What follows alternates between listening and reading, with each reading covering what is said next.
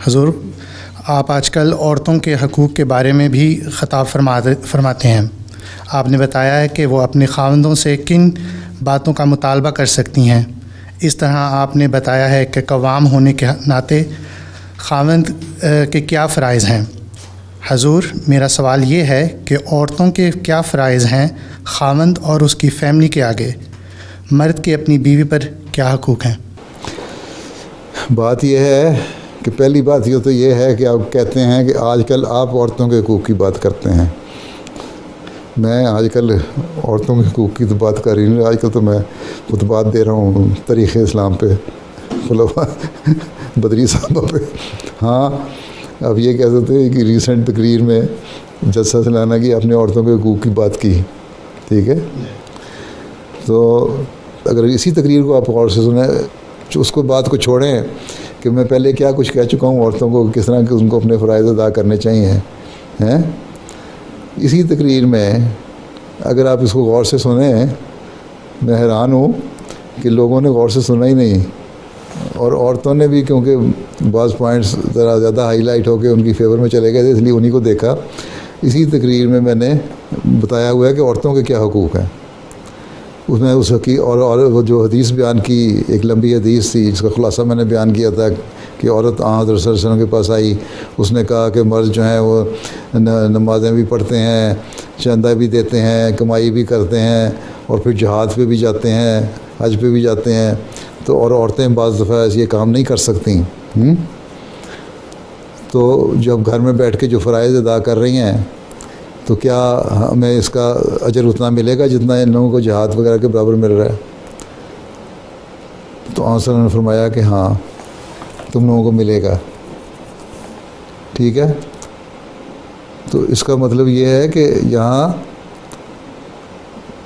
عورتوں کو یہ نہیں کہا گیا کہ مردوں کے حقوق نہیں ہیں، ان کو ثواب جو مل رہا ہے مردوں کو وہ عورتوں کے ثواب کے برابر ہے، ٹھیک ہے؟ برابر کر دیا نا ثواب میں۔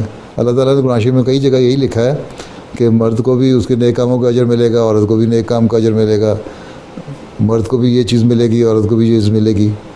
جنت میں مرد بھی ہوں گے، عورتیں بھی ہوں گی۔ گھر کو سنبھالنا، اس عورت نے جو یہ کہا تھا کہ ہم گھر کو سنبھالتی ہیں، اس کا مطلب وہ گھر کو سنبھالنے کا حق ادا کریں گی تو اجر ملے گا نا۔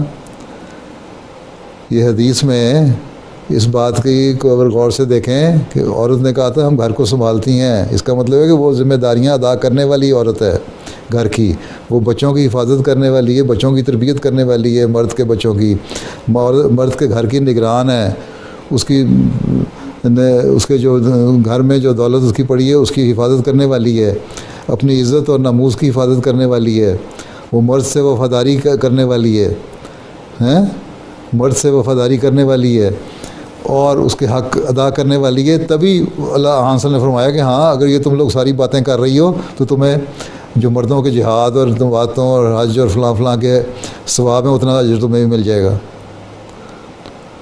تو اسی حدیث میں عورتوں کو یہ کہہ دیا کہ تم یہ کام کرو گی تو ملے گا۔ یہ کب کہہ دیا کہ گھر بیٹھے مل جائے گا سب کچھ؟ اس کی لسٹ بنوائی۔ اس عورت نے یہ کہا تھا کہ ہم یہ کرتی ہیں، کیا ہمیں اس کا اجر ملے گا؟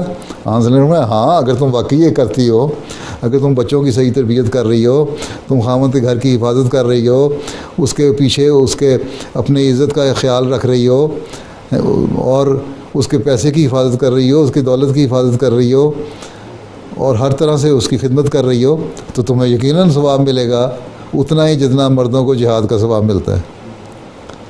ذمہ داری سے ڈال دی۔ آپ کہاں سے کہتے ہیں کہ میں نے کہا میں نے صرف عورتوں کے حق کی بات کی؟ عورت پہ تو اتنی باتیں اسی حدیث میں بیان ہو گئی ہیں جو اس نے کرنی ہے گھر کو سنبھالنے کے لیے۔ اب آپ کے بچے کی تربیت اگر صحیح ہو جائے تو کیا عورت اس بات کی حقدار نہیں ہے کہ آپ اس کو نیک سلوک کریں؟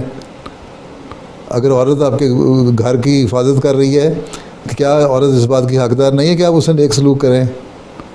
اگر عورت اپنی عزت اور ناموس کی حفاظت کر رہی ہے، اپنے خامد سے سنسیئر اور وفادار ہے، اور اس کا پیار کا حق ادا کرنے والی بیوی ہے، تو کیا وہ اس بات کی حقدار نہیں ہے کہ آپ اس سے نیک سلوک کریں؟ ہے نا؟ بس پھر کہاں سے حق آ گئے؟ حق تو دونوں کے بیان ہو گئے. اسی غور سے سنیں تو اسی حدیث میں دونوں کے حق ادا ہو جاتے ہیں.